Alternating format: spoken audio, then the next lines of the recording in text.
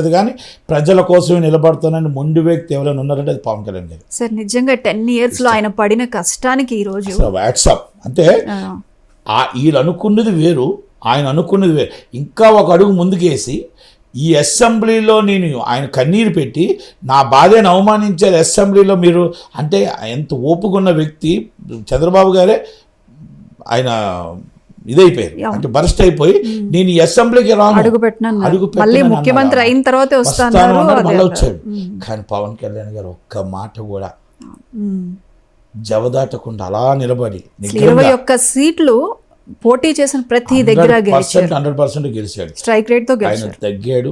ఎలా గెలవాలి, ట్రాన్స్ఫర్ ఓట్లు మాత్రం ట్రాన్స్ఫర్ కావాలి, అటు ఇటు అందరం సఖ్యతతో ఉండాలి, కూటమిని నిలబెట్టాలి, కూటమితో కలవాలి అని మోడీ గారిని, అమిత్ షా గారిని, చంద్రబాబు నాయుడు కూటమిలో మెయిన్ గా Pawan Kalyan the key role 100%. అసలు పవన్ కళ్యాణ్ లేదు కూటమి లేదు. పవన్ కళ్యాణ్ గారు లేదే కూటమి లేదు, ఒప్పుకోక తప్పదు. ఈజ్ పవన్ కళ్యాణ్ గారు లెజెండ్. పవన్ కళ్యాణ్ గారు ఇండియాకి మొత్తం టోటల్గా ఈ కూటమికి ఆయనే కింగ్. చంద్రబాబు గారు ఒప్పుకున్నారు, అందరూ ఒప్పుకోక తప్పదు. ఎందుకంటే అసలు ఆయనకున్న రేంజ్కి 21 సీటుకి ఒప్పుకున్నాడు అంటే పార్టీలో ఓట్లు చేయకూడదు, ఓట్లు చేయకూడదు, రావద్దు.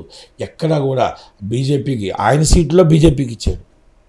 ఎక్కడా కూడా గవర్నమెంటు కూటమి ఫామ్ చేయాలి, అది ఆలోచన. ఆయన ఆలోచనలోని చాలా గొప్ప వ్యక్తి. అంటే ఈరోజు 21 సీట్లు రావచ్చు, ఆ 21 రేపు 175 అవుతుంది. అంటే ఆయన మంచితనం, ఆయన ఆలోచన. ప్రజలు 2019కి ఇప్పటికీ మెచ్యూరిటీ ఏంటంటే నాకు వస్తున్న ఆర్టిస్ట్గా నాకు వస్తున్న జనం నాకు ఎందుకు ఓటేయరు అనుకున్నాడు.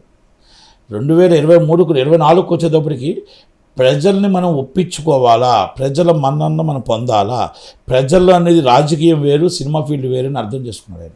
చాలా అర్థం చేసుకున్నాడు.